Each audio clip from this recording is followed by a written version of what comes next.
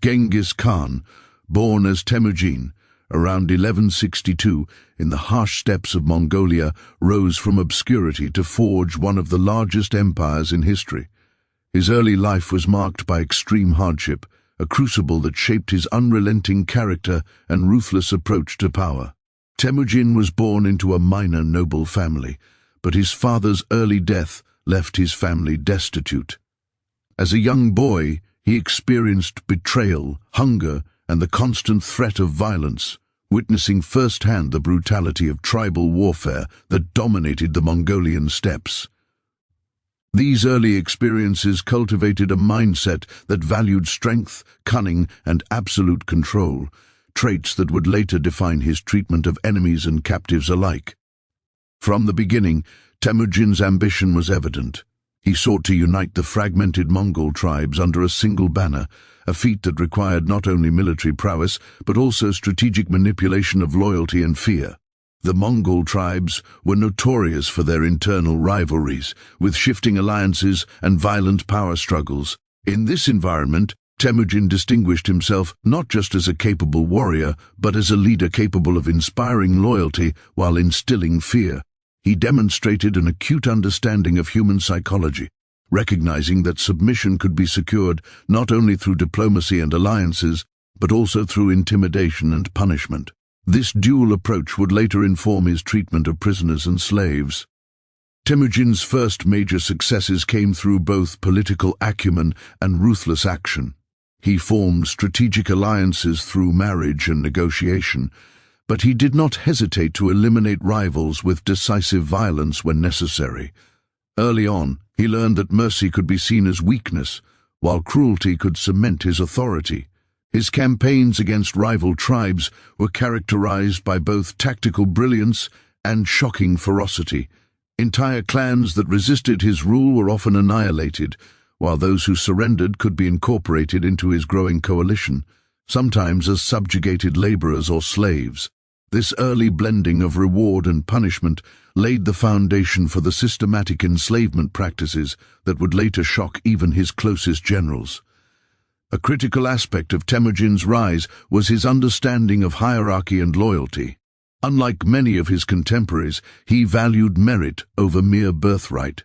Individuals who demonstrated exceptional skill or intelligence could rise to positions of influence within his army and administration, while others were relegated to servitude or punished for disloyalty. This meritocratic yet brutally enforced system created a disciplined and effective force. However, it also reinforced a culture of fear. Those who failed to meet expectations or who dared to defy him could expect punishment that was both severe and public. This environment, while promoting efficiency and loyalty, also desensitized his followers to acts of cruelty, normalizing extreme measures against enemies and captives. As Temujin's power grew, so too did his methods of control. Captured enemies were often divided into categories based on usefulness. Those with military skills could be absorbed into his army. Those with administrative abilities could serve in governance, and the rest were reduced to laborers or slaves. The treatment of these captives was calculated to maximize both utility and psychological impact. Public displays of punishment, forced labor, and humiliation were not merely acts of vengeance. They were deliberate strategies to instill fear in both subordinates and adversaries.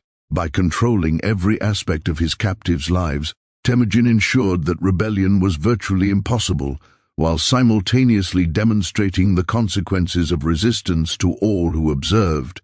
It is important to understand that Temujin's harshness was not random cruelty. It was a deliberate and strategic tool. His early experiences with betrayal and abandonment made him acutely aware of the fragility of trust and the dangers of dissent. In a landscape defined by constant warfare and shifting loyalties, the ability to command obedience was essential for survival. By establishing a reputation for uncompromising severity, he discouraged challenges before they could materialize. Even his allies, who might have been tempted to test his authority, quickly learned the costs of defiance. This environment of fear and strict discipline became a hallmark of his leadership, influencing not only his generals and soldiers, but also the treatment of every slave and captive within his growing empire. By the time Temujin assumed the title of Genghis Khan in 1206, he had transformed from a boy from a broken family into a leader whose authority was unassailable. His rise was marked by a combination of strategic alliances, military genius, and a ruthlessness that left no room for mercy in matters of power. The early patterns he established in handling enemies and captives, rewarding loyalty, punishing disobedience, and exploiting fear, would later culminate in practices so shocking that even his seasoned generals were sometimes appalled. The seeds of terror that he sowed in the Mongol steppes would grow into a system of control and domination that stretched across Asia and into Europe, forever altering the course of history. In conclusion, the rise of Genghis Khan was defined by his ability to turn adversity into opportunity, forging a disciplined and loyal following while instilling terror in those who opposed him. His early life shaped a leader who viewed power as absolute and obedience as non-negotiable. The strategies he developed during his ascent, combining calculated mercy with shocking cruelty, laid the foundation for the treatment of slaves and captives that would later define his reign. To understand the extreme measures Genghis Khan would take against his slaves, one must first understand the crucible of hardship, ambition, and ruthless pragmatism that forged the Mongol Empire's greatest and most feared leader. Genghis Khan had begun to unify the Mongol tribes and expand his dominion. He developed a systematic approach to dealing with captives and conquered peoples. Unlike many leaders of his era, who often executed prisoners outright, Genghis Khan recognized the potential utility of enslaved populations. He transformed the act of enslavement into a deliberate strategy, combining terror, organization, and efficiency to extract maximum benefit while maintaining absolute control. His methods of enslavement and control were brutal, innovative, and, at times, so shocking that even his most battle-hardened generals were taken aback. Genghis Khan's campaigns often involved massive military operations in which entire cities or villages were overtaken. When facing resistance, he would sometimes order the wholesale slaughter of the population as a warning to others, but when cities surrendered without a fight, he employed a more calculated approach. Captured men, women, and children were systematically sorted based on their perceived usefulness. Men of fighting age were frequently absorbed into his army, either voluntarily or through coercion. Their skills, knowledge, and familiarity with local terrain became valuable assets for future campaigns. Skilled artisans, administrators, and specialists were identified and often spared execution, instead being forced to serve the empire in roles that exploited their expertise. Those deemed less immediately useful were subjected to a process that combined physical labor with psychological subjugation. Slaves were organized into labor groups and deployed across the Mongol Empire to build infrastructure, maintain supply lines, or serve as servants to Mongol elites. This organization was meticulous. Genghis Khan understood that enslaved populations, if left disorganized, could rebel. By maintaining strict hierarchies and assigning overseers from among trusted Mongol soldiers, he ensured that the slaves were kept under tight surveillance. Disobedience was met with swift and often horrifying punishment, a calculated tool to prevent insubordination and instill fear throughout the ranks of captives. Control over slaves was not limited to physical enforcement. It extended into psychological domination. Genghis Khan often employed methods designed to break the spirit as well as the body. Public displays of punishment were common. For example, slaves who attempted escape or disobeyed orders might be executed in front of others or subjected to ritualized humiliation. These spectacles served a dual purpose. They reinforced the absolute power of the Mongol leadership while simultaneously creating a climate of fear that discouraged rebellion. The psychological impact of witnessing cruelty firsthand made even the most desperate captives less likely to resist, reinforcing the hierarchy and consolidating Genghis Khan's authority. An equally significant method of control was the strategic use of separation. Families and communities were deliberately broken up to prevent collective resistance. Husbands, wives, and children were often sold to different regions, stripped of familiar support networks.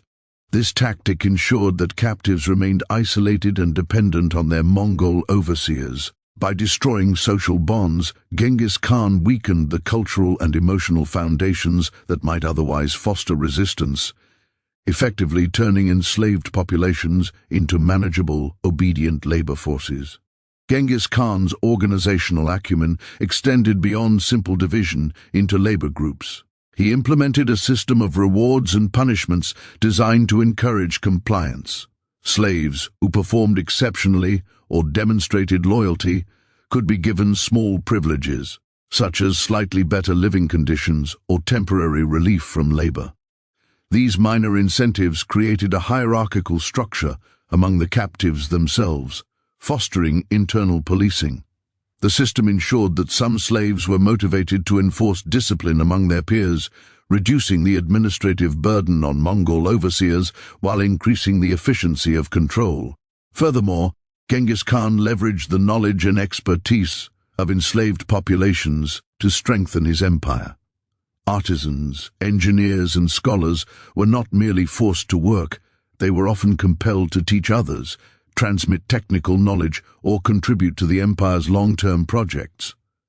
The Mongols' ability to integrate the skills of their captives into state functions allowed them to expand infrastructure, maintain vast communication networks, and build cities in newly conquered territories. This pragmatic approach distinguished Genghis Khan's method of enslavement from the indiscriminate cruelty of many contemporary conquerors. Slaves were tools of utility, as well as instruments of terror. The Mongol system also employed a degree of calculated mobility. Slaves were frequently relocated across vast distances, both to fulfill labor needs and to prevent the development of resistance networks. Those captured in one region might find themselves in a completely different part of the empire, disconnected from their homeland and culture. This forced mobility made escape virtually impossible and further reinforced the Mongol perception of omnipotence. The psychological effect was profound. Captives understood that defiance was not only dangerous but futile, as the empire's reach extended far beyond the familiar confines of their native lands. Even among his generals and soldiers, the methods Genghis Khan employed could be unsettling. While his commanders were accustomed to the hardships of war, the meticulous systematization of enslavement and the often theatrical brutality of punishment were at times excessive, even by Mongol standards. Some generals reported discomfort at witnessing the cruel treatment of captives, though few dared to challenge Genghis Khan's authority openly. The fear of being perceived as weak or disloyal ensured compliance, illustrating how Genghis Khan not only controlled his captives, but also maintained dominance over his own subordinates through the same system of intimidation and hierarchical control. It is also worth noting that Genghis Khan's methods were not entirely rooted in sadism. They reflected a strategic calculus aimed at consolidating power, maintaining order, and extracting maximum utility from conquered populations. By demonstrating that resistance carried severe consequences, he deterred rebellion among both slaves and free populations. By integrating the skills and labor of captives into the empire, he strengthened its economic and administrative capacity. In essence, his enslavement system was both a weapon of control and a tool of empire building, a combiner. That was highly effective, if morally horrifying. Finally, the enduring legacy of Genghis Khan's methods can be seen in the culture of fear and obedience that permeated the Mongol Empire. The meticulous organization of slaves, the psychological and physical mechanisms of control, and the strategic use of terror ensured that rebellion was rare and compliance widespread. This system allowed Genghis Khan to maintain a vast empire with relatively limited manpower, demonstrating that his approach to enslavement was not merely cruel, but also a cornerstone of his extraordinary military and administrative success. In conclusion, Genghis Khan's methods of enslavement and control were a complex blend of strategy, organization, and psychological manipulation. Captives were systematically categorized, disciplined, and relocated. They were both terrorized and utilized for maximum efficiency. The brutality of his practices shocked even his own generals, revealing the lengths to which Genghis Khan would go to assert dominance. Through a combination of fear, utility, and careful oversight, he transformed slavery into an instrument of empire, consolidating his power while leaving a legacy of horror that would be remembered for centuries. Understanding these methods provides crucial insight into both the operational genius and the terrifying ruthlessness of the Mongol leader who would come to be known as Genghis Khan. While Genghis Khan's organizational genius and strategic use of enslaved populations were remarkable, it was his willingness to employ extreme punishment that truly set him apart and horrified even his closest generals. The Mongol leader understood that fear was a powerful tool of control. Beyond labor and obedience, the enforcement of terror was central to maintaining order within his rapidly expanding empire. The punishments he inflicted were not arbitrary, they were deliberately designed to break the human spirit, deter rebellion, and communicate a clear message. Disobedience, resistance, or betrayal would be met with consequences so severe that none would dare challenge his authority. One of the most infamous aspects of Genghis Khan's punitive system was its sheer scale. Entire populations could be executed if they resisted Mongol rule, sometimes leaving entire cities depopulated. When the inhabitants of a city refused to surrender, Genghis Khan often ordered mass slaughter, sparing no one, regardless of age or gender. These massacres were not acts of rage, they were strategic demonstrations of power. By wiping out entire communities, he sent an unambiguous message to neighboring territories. Resistance was futile, and mercy was only offered to those who submitted immediately. Such actions established a climate of terror that facilitated later conquests with minimal resistance. For those who were enslaved rather than executed, punishments could be extraordinarily cruel and psychologically manipulative. Captives were often subjected to public displays of violence as both a deterrent and a method of maintaining discipline. For example, escape attempts or insubordination could result in executions carried out in full view of other captives. Slaves might be beaten, mutilated, or otherwise humiliated to instill fear. These public punishments reinforced Genghis Khan's absolute authority, making it clear that disobedience carried consequences far worse than the harsh labor itself. One particularly shocking tactic involved the use of extreme bodily punishments to ensure compliance. Captives could be subjected to floggings, amputation, or other forms of corporal punishment, often proportionate to the perceived offense. Historical accounts describe methods such as tying prisoners to posts and leaving them exposed to the elements, or forcing them to perform grueling tasks under the threat of immediate death. Such punishments were designed to weaken both the body and the mind, ensuring that captives remained submissive and fearful. The psychological impact of witnessing these brutal practices created an atmosphere in which compliance was more attractive than rebellion. Genghis Khan also used his punishments as instruments of strategic messaging. Generals and soldiers within his army were keenly aware of the extremes to which their leader would go. By executing captives in ways that were both dramatic and terrifying, he reinforced the notion that his authority was absolute and that even the most seasoned warriors would face consequences for failure or disobedience. In some instances, entire armies that surrendered were executed selectively, with officers and leaders singled out for the harshest treatment. This combination of targeted punishment and public spectacle was a hallmark of Genghis Khan's methodical approach to terror. Another aspect of his shocking practices involved the manipulation of loyalty through fear.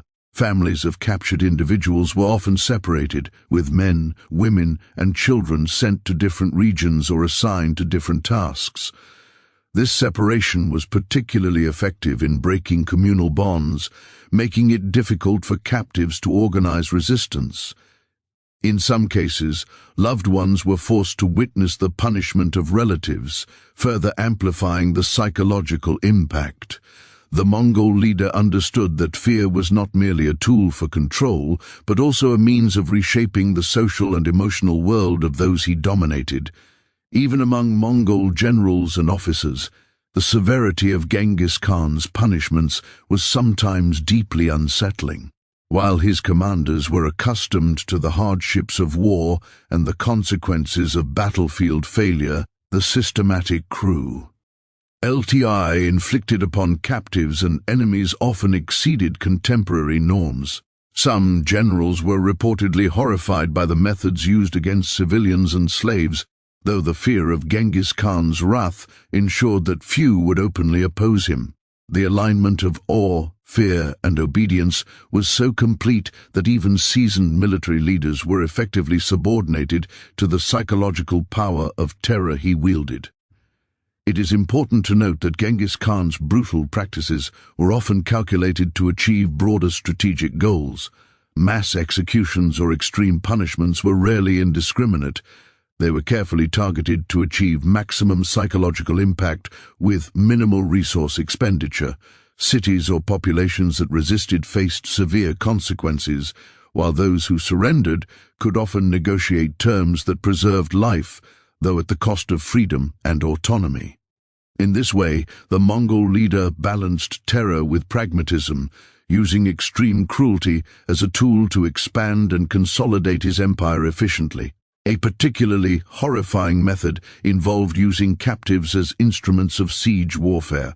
For instance, in some campaigns, prisoners were forced to build fortifications, dig trenches, or carry out other tasks under the threat of death. In certain historical accounts, captives were even used as human shields or thrown into battle to absorb the first wave of enemy attacks. These practices served both practical military purposes and psychological ones, reinforcing the idea that resistance would result not only in death, but in degradation and exploitation. The sheer scale and variety of punishments contributed to the enduring reputation of the Mongols as an unstoppable and terrifying force. Genghis Khan also exploited cultural and religious differences to enhance the impact of his punishments in territories with established religious or social norm. Extreme measures were designed to shock local populations, undermine traditional authority, and demonstrate the Mongol capacity to override local conventions. Executions and public humiliations often carried symbolic weight, targeting the cultural or political identity of the conquered people. This approach amplified the psychological effect of punishment, ensuring that fear extended beyond the immediate victims to entire communities. Finally, the legacy of Genghis Khan's shocking punishments endured long after the events themselves. Historical records from both Mongol and non-Mongol sources describe a consistent pattern of extreme cruelty tempered by calculated strategy. The Mongol generalship that survived under his rule adapted to this environment, often perpetuating similar practices in subsequent campaigns. Slaves and captives became conditioned to expect brutality, and the broader population learned to recognize submission as the safer path. Even centuries later, the reputation of Genghis Khan as a ruler capable of unimaginable cruelty remained one of the defining characteristics of his legacy. In conclusion, Genghis Khan's methods of punishment were an integral part of his system of control and empire building. They were carefully designed to instill fear, break resistance, and communicate the absolute power of the Mongol leader. From mass executions to targeted corporal punishments, from public humiliation to the strategic separation of families, his practices shocked even his closest generals and left a lasting imprint on the conquered territories. These brutal measures were not random acts of cruelty, They were tools of governance, psychological warfare, and empire consolidation. Understanding the extent and sophistication of Genghis Khan's shocking punishments provides crucial insight into the mechanisms through which one of history's most feared lead. RS maintained control over vast and diverse populations. Genghis Khan's empire building was not merely a matter of military conquest, it was a carefully calculated psychological campaign. Central to his methods was the strategic use of fear, which he employed as a tool to control not only the enslaved and conquered populations, but also his generals, soldiers, and allies. Unlike many rulers of his era, whose authority depended on the threat of immediate violence, Genghis Khan understood fear as an instrument of long-term control. By making terror systematic, visible, and inescapable, he was able to expand his empire across vast territories with minimal resistance, creating a legacy of obedience that endured long after his campaigns ended. At the heart of Genghis Khan's strategy was the principle that fear is both preventive and corrective. Preventive fear served to discourage rebellion before it could occur. Cities and tribes that witnessed the annihilation of neighboring communities quickly realized that resistance was not only dangerous but often fatal. Tales of mass executions, public humiliations, and the brutal treatment of prisoners spread faster than the Mongol army itself, creating a psychological barrier that preceded physical conquest.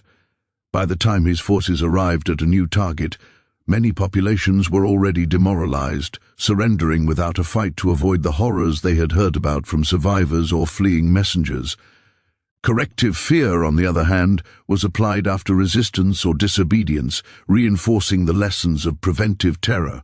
Genghis Khan's approach was methodical. Those who defied him faced punishment so extreme that the consequences were seared into the collective memory of the survivors. Public executions, mutilations, and the destruction of property were all part of a calculated program designed to make an example of offenders. By demonstrating the tangible cost of defiance, he instilled a culture in which obedience was not only expected, but psychologically internalized. In this way, fear became a self-reinforcing mechanism. Communities that had once resisted became vigilant, policing themselves to avoid the wrath of the Mongols. One of the most remarkable aspects of Genghis Khan's use of fear was its scale and consistency. Across the sprawling territories of the Mongol Empire, from the plains of Mongolia to the cities of Central Asia, his methods were uniform and predictable. Captives knew that disobedience could result in mutilation or death. Soldiers and generals understood that failure in battle or mismanagement of resources could lead to brutal consequences. This consistency created an environment in which fear was both omnipresent and credible. Unlike rulers who relied on occasional displays of power, Genghis Khan institutionalized terror as a constant, reinforcing obedience through regular, predictable application of severe consequences. The Mongol leaders' use of fear also extended into diplomacy and governance. Alliances were often secured not merely through negotiation, but through the implicit threat of overwhelming force. Tribes and city-states that might have considered rebellion were compelled to submit preemptively, calculating that resistance would be futile. In some cases, Genghis Khan would offer terms of surrender that appeared generous, but these were always framed by the underlying threat of extreme punishment. This interplay of fear and calculated leniency created a system in which compliance was voluntary in appearance, but enforced through the looming shadow of Mongol retribution. Fear also served as a tool of psychological warfare on the battlefield. Genghis Khan's armies were known for their ability to strike terror into opponents even before combat began. Reports of overwhelming numbers, ruthless tactics, and the merciless treatment of captives preceded Mongol advances, often causing enemy forces to collapse or flee without engaging. This strategy minimized casualties among Mongol troops while maximizing the efficiency of conquest. By leveraging fear as a weapon, Genghis Khan turned psychological dominance into a tactical advantage, ensuring that his campaigns were both swift and devastating. The strategic use of fear was also evident in Genghis Khan's management of his own generals and soldiers. While Mongol commanders were highly disciplined and loyal, Genghis Khan ensured that their obedience was reinforced through both rewards and fear. Success in campaigns could bring wealth, titles, or increased influence, while failure, especially when avoidable, was met with extreme consequences. By combining the promise of reward with the credible threat of punishment, Genghis Khan created a disciplined, efficient, and obedient military hierarchy. Even seasoned generals, familiar with the harsh realities of war, were often shocked by the extremity of punishments, but the fear of personal consequences prevented dissent. Another dimension of fear was its symbolic and cultural impact. Genghis Khan deliberately targeted symbols of authority, religion, or social cohesion within conquered territories. Temples, fortresses, and centers of political power were destroyed or repurposed to demonstrate Mongol supremacy. Leaders who resisted were executed publicly, often in ways designed to resonate culturally or religiously with the population. By attacking both physical structures and symbolic authority, Genghis Khan reinforced the perception that resistance was futile not only in military terms, but also in social and spiritual dimensions. This amplified the psychological power of fear, ensuring that submission was motivated by both survivor instinct and recognition of Mongol superiority. The use of fear as a strategic tool also shaped the social and administrative structures of the Mongol Empire. Captive populations were organized into labor units, resettled to prevent rebellion, and integrated into the empire's infrastructure under strict oversight. Fear ensured compliance without requiring constant supervision, allowing Genghis Khan to maintain control over vast, ethnically and culturally diverse territories. This system of control through fear reduced the need for large standing armies in every region, as the threat of punishment maintained order more effectively than continuous physical enforcement. It is important to note that the effectiveness of fear rested on Genghis Khan's credibility. He established a reputation for ruthlessness early in his career, and he consistently followed through on threats. Empty threats would have undermined his authority, but by ensuring that punishment was swift, public, and unambiguous, he solidified the perception that Mongol power was absolute. The memory of his previous campaigns spread quickly, creating a psychological environment in which the anticipation of fear often achieved the same effect as the application of violence itself. In summary, the strategic use of fear was central to Genghis Khan's ability to control his empire. Fear functioned as a preventive and corrective measure, reinforcing obedience and deterring rebellion. It extended across military, social, and administrative domains, affecting not only captives but also generals, soldiers, and allied leaders. By institutionalizing terror and maintaining a reputation for ruthless consistency, Genghis Khan transformed fear into a tool of empire building, enabling him to dominate vast regions with remarkable efficiency. This deliberate and methodical approach to fear left a lasting imprint on the conquered populations, many of whom internalized the terror long after the Mongol armies had passed. In the end, Genghis Khan's use of fear illustrates a profound understanding of human psychology. While his methods were extreme, they were not haphazard. They were calculated to maximize compliance, minimize resistance, and consolidate power. Even his generals, accustomed to the harsh realities of warfare, were sometimes shocked by the severity of his actions, highlighting the extraordinary lengths to which he would go to maintain control. Through fear, Genghis Khan ensured not only obedience in the present, but also a legacy of terror that would cement his reputation as one of history's most formidable and ruthless leaders. The terrifying methods Genghis Khan employed to control, punish, and exploit enslaved populations left a profound and lasting legacy.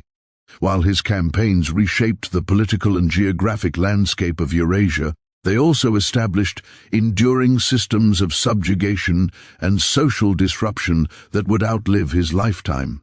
The Mongol approach to slavery under Genghis Khan was not merely a temporary wartime measure, it became a foundational instrument of governance, empire building, and psychological domination. The consequences of his policies reverberated through the generations that followed, shaping the cultures, economies, and social structures of conquered territories long after the Mongol armies had moved on. Genghis Khan's enslaved populations were integrated into the empire in ways that were both strategic and horrifying. Labor, skill, and knowledge were extracted from captives systematically, often under brutal conditions. Artisans, builders, and administrators were dispersed across the empire, tasked with constructing infrastructure, fortifying cities, or producing weapons and goods for the Mongol war machine. Those without specialized skills were consigned to hard labor or domestic servitude, subjected to harsh discipline designed to enforce obedience. While this system increased the efficiency and reach of the Mongol state, it did so at a tremendous human cost, creating a class of people who were permanently traumatized and socially marginalized. The psychological impact of slavery under Genghis Khan cannot be overstated. Captives were stripped of autonomy, forced to live under constant threat of punishment, and often separated from families and communities. This calculated destruction of social bonds ensured long-term control. Individuals were not only physically subjugated, but also emotionally and psychologically destabilized. The fear instilled during captivity persisted even after the Mongol conquests ended, shaping patterns of behavior and social organization in affected regions. Survivors carried the memory of terror, transmitting it to subsequent generations, which reinforced the Mongols' reputation as a ruthless, unstoppable force. Another key aspect of Genghis Khan's legacy was the normalization of extreme violence in governance. By employing terror as a primary tool of control, he set precedents that influenced both Mongol and non-Mongol rulers for centuries. The methods used to punish and manipulate enslaved populations, public executions, mutilations, and mass killings, became part of a broader political culture in which authority was maintained through fear.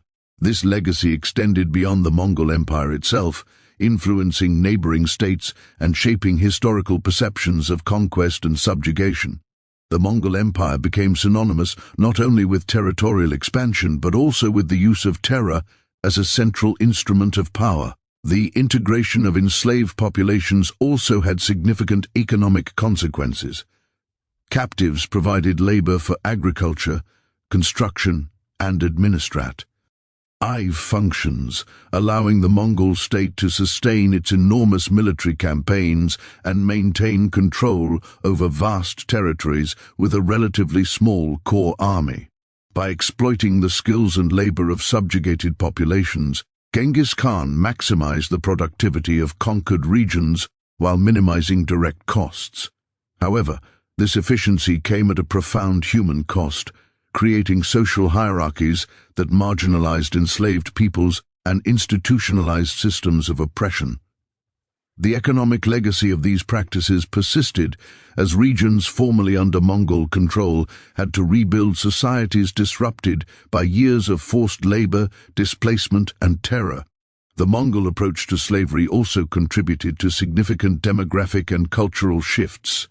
Entire communities were uprooted, relocated, or destroyed, leading to the dispersal of populations across Eurasia.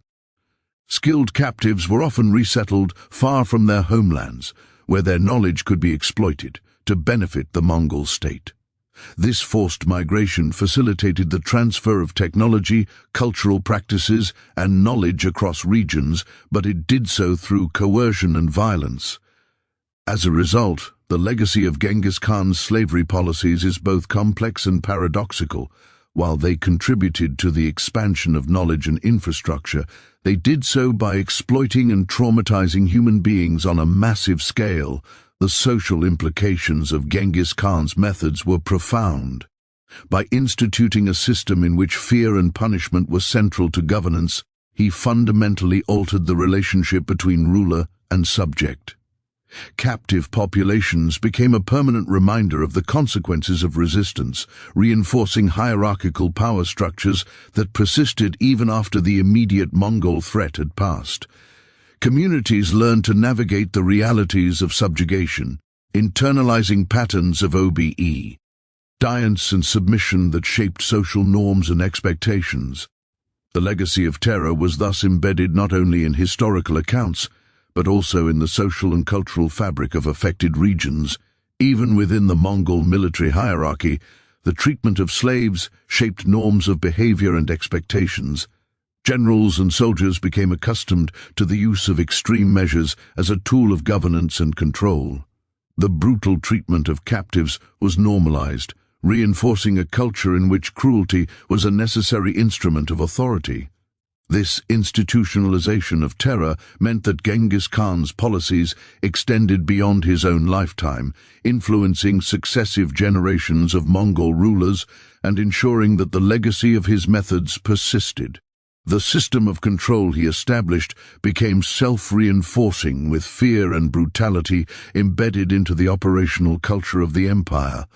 The historical memory of Genghis Khan's use of slavery has also contributed to his enduring reputation as a figure of fear and awe. Chroniclers from both within and outside the Mongol Empire emphasized the scale and severity of his punishments, creating a narrative in which Genghis Khan's name became synonymous with cruelty and domination. This legacy of terror shaped how future generations perceived Mongol rule, influencing literature, oral histories, and cultural memory. Even today, Genghis Khan is remembered not only for his military genius, but also for the systemic use of slavery and fear as tools of empire. It is also essential to recognize the long-term human consequences of Genghis Khan's practices. Enslaved populations experienced profound trauma, often losing their families, communities, and social identities. Generations were affected by displacement, forced labor, and exposure to violence, leaving psychological and cultural scars that persisted long after the empire itself had fragmented.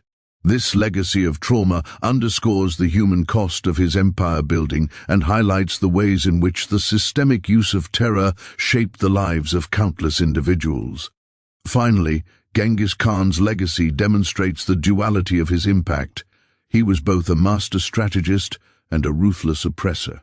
The systems he created for controlling slaves enabled the efficient administration and expansion of one of history's largest empires, but they did so through extreme cruelty and the systematic destruction of human autonomy.